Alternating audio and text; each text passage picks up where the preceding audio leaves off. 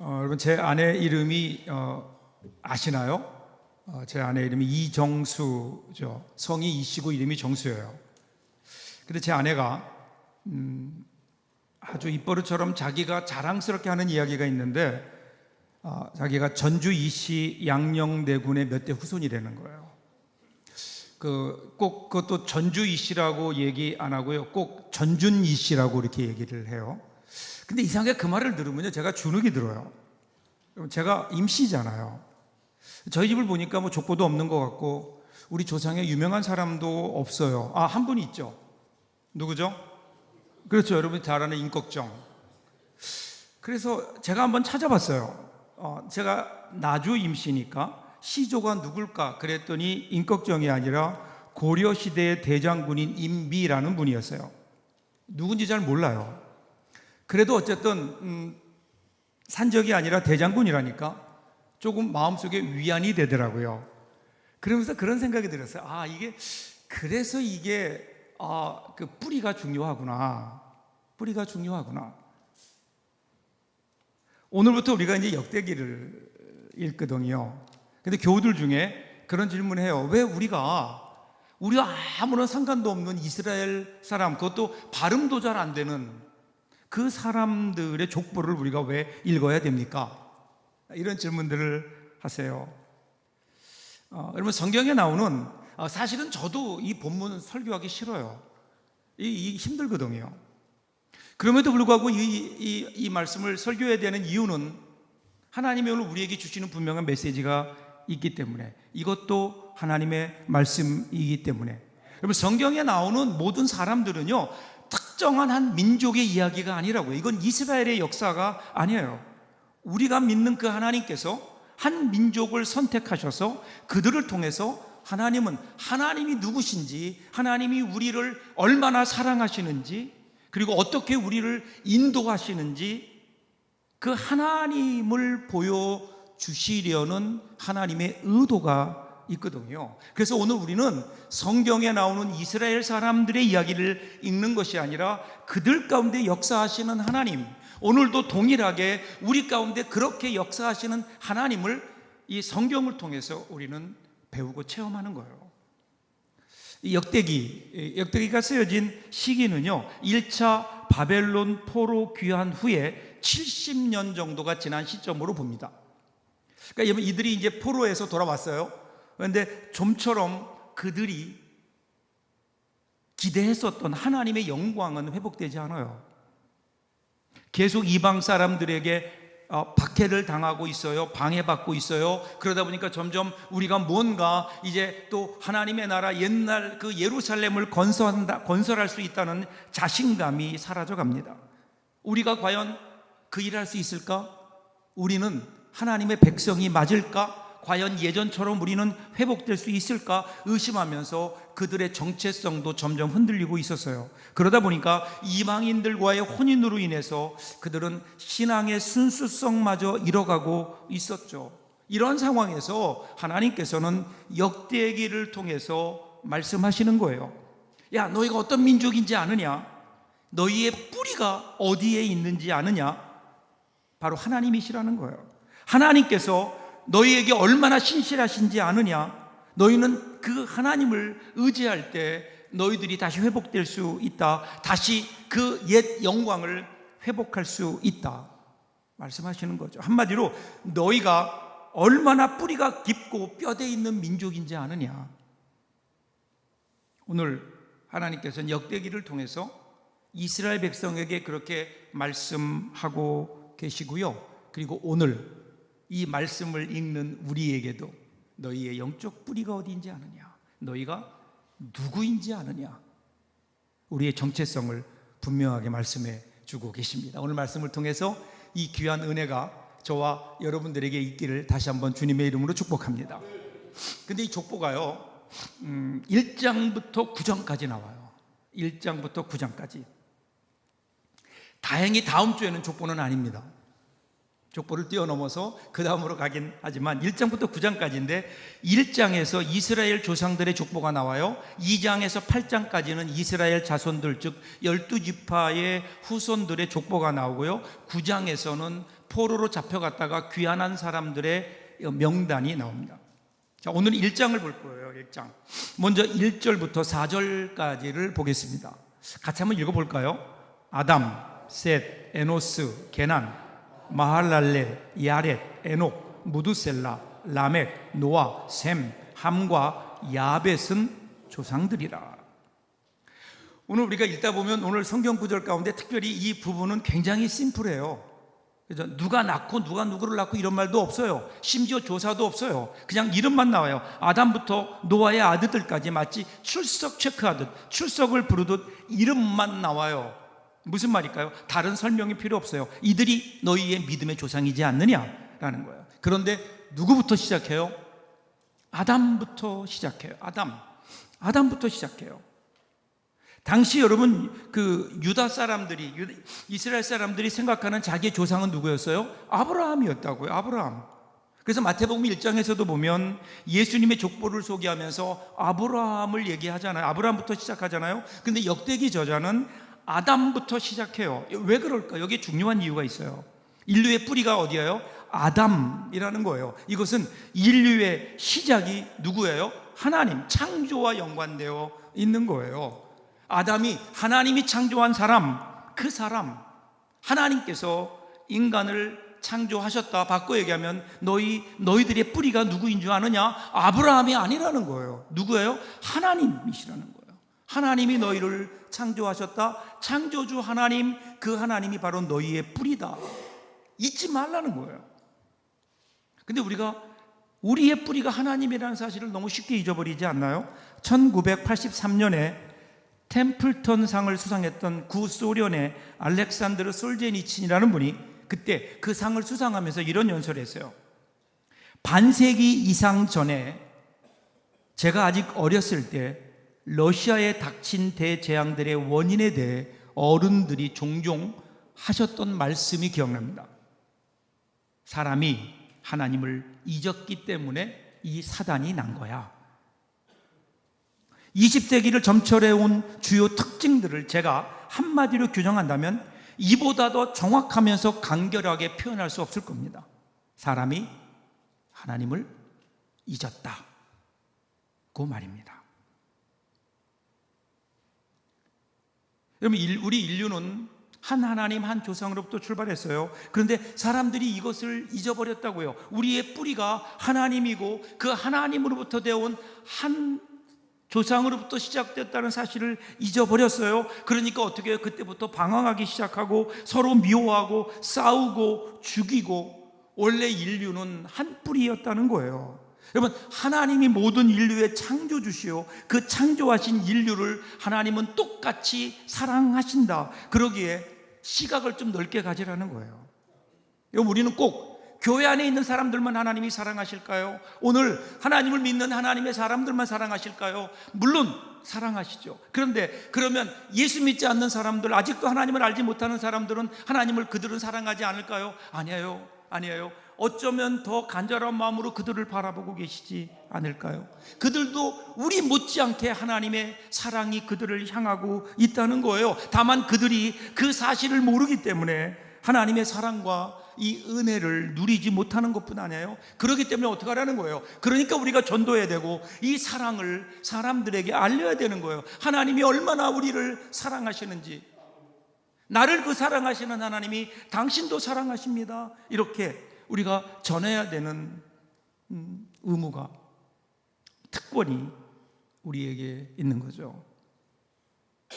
그리고 나서 이어지는 5절부터 27절까지 계보를 보면요, 노아의 자손들의 계보가 나와요. 노아의 세 아들 누구죠? 셈, 함, 야벳. 그런데 여기서는 그 순서가 거꾸로 나와요. 막내부터 시작해서 장자까지 나와요. 그 이유는 마지막에 나오는 셈, 그 셈의 자손을 강조하기 위해서 그런 겁니다. 그런데 노아의 세 아들 야벳부터 셈까지 그들의 후손들을 보면 각각 야벳이 14명, 야벳의 그 후손들이, 기록된 후손들이 14명, 함이 30명, 그리고 그 셈이 26명, 총 70명이에요. 70명. 이 숫자는요, 의도적 생략을 통해서 70이라는 숫자에 맞춘 거예요. 꼭 여러분 이것을 역사적으로 꼭 그 사람들만 있었던 게 아니에요. 그 등에 중요한 사람들만을 추려서 그래서 70명으로 맞춘 거예요. 왜 그럴까요? 70은 완전수인 7과 10의 조화. 그래서 완전한, 이 70이라는 숫자는 그러기에 현 인류의 민족과 나라는 전부 노아의 자손들이며 하나님의 주권 아래에 있다는 것을 암시하고 있죠. 자, 아벨의 자손들을 볼까요? 5절입니다. 야벳의 자손은 고멜과 마곡과 마대와 야완과 두발과 메섹과 디스라요. 야벳의 아들의 이름이 기록되어 있죠. 여러분 성경에 나오는 하나님 그 사람들의 이름을 읽을 때마다 딱 읽으면 이 사람이 좋은 사람인지 나쁜 사람인지 하나님의 사람인지 아닌지 읽으면 금방 판단이 돼야 되는데 이 7 아들 중에 고멜과 야완, 그 두 아들은 그 후손들까지 기록해 주고 있죠. 그런데 여러분 야벳의 아들들의 이름이 지명으로 많이 남아 있어요. 주로 흑해를 중심으로 해서 그리스 지역에 가면 이 후손들의 이름이 남아 있어요. 그래서 학자들은 야벳의 후손들이 유럽 쪽으로 가서 나름대로 자리를 잡고 살지 않았을까. 그래서 야벳의 후손들은요 그곳에서 번창하며 그 지역과 도시와 국가를 이룬 거예요. 야벳의 자손들이. 8절부터 16절까지는 함의 자손의 계보입니다. 8절을 볼까요? 함의 자손은 구스와 미스라임과 붓과 가나안이요. 함의 아들의 이름이 4명이 나오는데 그 4명으로 되어지는 후손들을 자세히 설명하고 있어요. 그런데 여러분 함의 자손들의 이름을 보면 오늘 우리에게 익숙한 지명들이 나오지 않나요? 구스는 오늘날의 아프리카의 에티오피아. 미스라임은 이집트입니다. 붓은 리비아이고요. 가나안은 우리가 잘 아는 대로 장차 이스라엘 백성들이 들어가서 살아야 될 그 땅이에요. 그 땅. 그럼 여러분 보세요. 이 후손 하나하나가 이 함의 후손 하나하나가 강력한 나라를 이루어요. 그 중에 니므롯이라고 하는 그 당시 최대의 용사도 등장합니다. 당시 힘이 가장 강한 그러한 그 부족이었거든요. 그러니까 그들은 고대 국가를 이루면서 번창했던 거예요. 그리고 나서 17절부터 보면 셈의 후손들이 나옵니다. 셈의 자손은 엘람과 아스루와 아르박삭과 룻과 아람과 우스와 훌과 게델과 메색이라. 셈도 9명의 아들을 낳았는데 그 중에 그 후손들이 기록된 사람은 아르박삿 1명뿐이에요. 이 아르박삿의 후예 중에도 특이하게 에벨만 2 아들의 이름이 기록되어 있는데 벨렉과 욕단입니다. 그 중에 벨렉이 믿음의 계보에 들어가요. 나중에 보면. 그런데 그 아들의 이름은 기록되지 않고 오히려 욕단, 그는 믿음과 믿음의 계보에 들지 않는 사람인데 무려 13명의 아들의 이름이 기록되고 있어요. 자, 여러분 우리가 이미 말씀을 통해 알다시피 노아의 아들 중에 믿음의 계보를 잇는 사람은 누구죠? 셈, 함, 야벳 중에 셈이에요. 그런데 셈보다 야벳과 함의 족보가 먼저 나오고요. 그들의 족보를 보면 훨씬 더 많은 사람들이 있고요. 그리고 우리에게 익숙한 사람들, 인류 역사에 등장하는 그 당시에 한 지역의 맹주가 되고 그리고 고대 국가를 건설했었던 사람들의 그 후손들 가운데 그 이름들이 훨씬 더 많은 거예요. 겉으로 보면 믿음을 떠난 사람들이 훨씬 더 번성한 것처럼 보입니다. 그리고 이어진 오늘 마지막 24절, 27절을 보면요, 믿음의 사람들의 계보를 다시 요약하고 있어요. 이렇게 나오죠. 셈, 아르박삿, 셀라, 에벨, 벨렉, 루, 스룩, 나홀, 데라, 아브람, 곧 아브라함은 조상들이요. 1절부터 4절에 나오는 그 순서와 비슷하죠? 문체와 비슷해요. 그런데 거기에 이름만 딱 나오고 마지막에 조상들이다. 그러니까 믿음의 뿌리는 어때요? 여러분, 야벳과 함이라고 하는 믿음을 떠난 믿음의 계보가 아닌 그런 계보를 보면 거기에 수많은 사람들의 이름이 나오고 역사적으로 굉장한 업적을 이루었던, 도시를 이루었던 그러한 사람들의 이름들이 쭉 나오는데 반해서 믿음의 사람들의 이름을 보세요. 그냥 겨우 한 대에 한 명씩 내려오고 있고, 그리고 중간에 나오는 사람들 보면 우리는 그 사람이 누군지 몰라요. 하나님을 알지 못하는 사람들, 그들의 삶을 보니까 자녀들도 번성하고요, 일찍부터 도시를 건설하고요, 그것이 나라의 이름이 되기도 합니다. 불신앙의 줄기가 신앙의 줄기보다 훨씬 더 번성하고 그리고 성공해 보여요. 이에 비해 셈의 족보를 보세요. 너무 초라해요. 우리가 잘 아는 이름 별로 없어요. 아브라함이라고 하는 사람이 나타나기까지 모든 사람들은요, 알 수 없는 사람들이에요. 아브라함에 이르러 큰 부흥의 꽃을 피우게 되지만 그때까지는 이름도 알지 못하는 그냥 평범한 사람들. 여러분, 이상의 족보를 우리가 보면 믿음의 계보를 이어가는 셈, 이스라엘, 이삭, 야곱보다 택함을 받지 못한 사람들이 훨씬 더 번성하는 거예요. 나라도 일찍 형성하고 왕위 계승도 있고 우리가 익히 들었던 강대국들의 이름들도 모두 믿지 않는 믿음의 후손 가운데 나온 거예요. 이에 비해 믿음의 계보에는 한 세대에 한 명이 있을까 말까입니다. 그 많은 사람 가운데 믿음의 사람이 별로 없어 보여요. 또 거기다가 믿지 않는 자들은 더 번성하고 잘 나가는 것처럼 보입니다.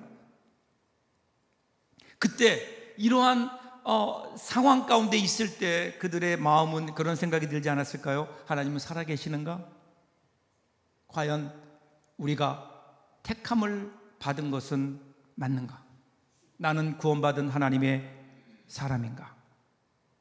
여러분, 오늘 이러한 질문은 우리에게도 있지 않나요? 내가 분명히 하나님의 택함을 받은 하나님의 백성인데, 그런데 하나님을 알지 못하는 사람들이 우리보다 훨씬 더 번성하는 것처럼 보일 때, 그들이 더 잘 먹고 잘 사는 것을 볼 때, 나는 믿음 생활하며 헌신하며 어려운 가운데도 하나님의 일을 위해서 내가 헌신하며 나의 시간과 물질을 들여 주 앞에 충성하는데, 그런데 믿음 없는 사람들, 그냥 자기를 위해 살아가는 사람들 보면 삶의 여유를 가지고 나름대로 번성하며 잘 사는 것처럼 보일 때, 그때 우리가 하나님을 향한 우리의 손, 하나님을 섬기는 우리 손에 힘이 빠질 수밖에 없죠. 그런데 보세요, 오늘 믿음의 조상들의 족보를 보면요, 항상 믿음의 길을 걷는 사람들은 평범하고 소수였다고요. 예수님께서 이 땅에 오셔서 사람들을 택하신 게 몇 명이야? 오직 12제자만을 키우셨잖아요. 그리고 그들을 통해 이 땅에 하나님의 역사를 이루어 가셨다고요. 그러기에 오늘 우리가 이 족보를 보면서 우리들이 뒤집어 생각해야 되는 것은, 오늘 왜 나는 이렇게 연약하고, 그리고 예수를 믿는 사람들은 이렇게 연약하고 소수밖에 없을까라고 우리가 생각하기 이전에, 하나님의 사람으로 선택되는 사람들은 소수인데 여기에 택함 받았다는 것이 얼마나 큰 은혜인가? 하나님 앞에 우리가 이 고백을 드려야 되지 않을까요? 여러분, 마태복음 13장 3절을 보세요. 또 비유로 말씀하시되 천국은 마치 여자가 가루 서말 속에 갖다 넣어 전부 부풀게 한 누룩과 같으니라. 하나님 나라가 누룩과 같다는 거예요. 성경은 그 하나님 나라를 건설한 우리를 누룩에 비유하고 있다고. 누룩 아시죠? 이스터, 빵을 부풀게 하는. 여러분, 양으로 비교해 보세요. 얼마 안 되죠. 누룩이라는 것은 그저 한 줌, 어쩌면 한 숟가락. 그런데 가루는요, 서말이나 된다고요. 여러분, 이 서말이라는 것은 우리로 말하면 한 22리터, 그러니까 10인 가족의 하루 식량이에요. 작지 않은 양이거든요. 그런데 그렇게 많은 가루가 있지만, 그런데 그 가루에 작지만, 비교도 안 되는 작지만 많은 가루에 거기에 누룩 한 줌이 들어가면 그러면 어떻게 되죠? 점진적으로 내적 변화를 일으켜서 전체를 부풀게 하는 거예요. 여러분, 누룩은요 절대로 밀가루만큼 많지 않아도 돼요. 아니, 누룩이 많으면 그러면 발효가 안 되잖아요.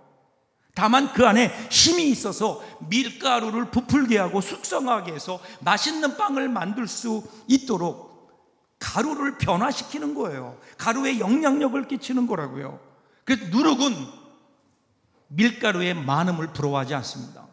오히려 많은 밀가루 가운데 섞여져서 그 가운데서 새로운 영향력, 새로운 역사를 만들어가는 거예요. 사랑하는 여러분, 하나님은요 우리를 밀가루로 이 세상에 만들지 않으셨다고요. 우리를 누룩으로 이 세상에 보내셨어요. 우리 예수님 모습 보세요. 우리 예수님 이 땅에 오실 때 가장 연약한 모습으로, 아기의 모습으로 오셨잖아요. 그리고 가장 낮은 자리에서 십자가에 죽으셨다고요. 그리고 십자가에 죽으심으로 모든 것이 끝난 줄 알았는데, 그런데 그 십자가로 이 세상을 변화시키셨잖아요. 이 세상에 죄로 인해 죽을 수밖에 없는 이 죽음의 길을 구원의 길로 바꾸어 놓으셨다고요. 크기 중요하지 않아요. 생명 없는 크기 의미 없다고요. 작아도 생명이 있어야 돼요. 그러기에 우리는 이 세상의 힘과 크기에 주눅들어서는 안 됩니다.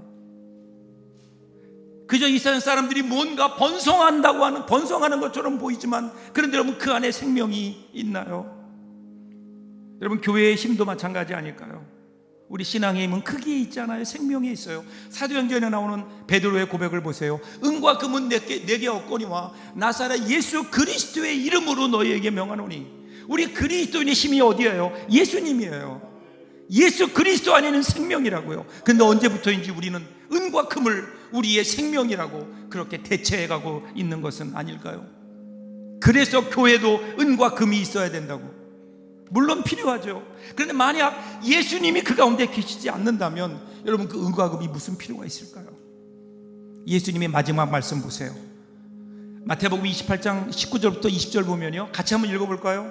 그러므로 너희는 가서 모든 민족을 제자로 삼아 아버지와 아들과 성령의 이름으로 세례를 베풀고 내가 너희에게 분부한 모든 것을 가르쳐 지키게 하라. 볼지어다 내가 세상 끝날까지 너희와 항상 함께 있으리라 하시니라. 지금 예수님이 누구에게 말씀하세요? 제자들에게. 제자들이 몇 명이에요? 그렇죠, 12명이었는데 한 명 그나마 탈락했어요. 그들에게, 여러분 모든 사람들에게 부탁한 게 아니에요. 그 11명에게 뭐를 부탁하? 이 세상을 부탁하셨다고요.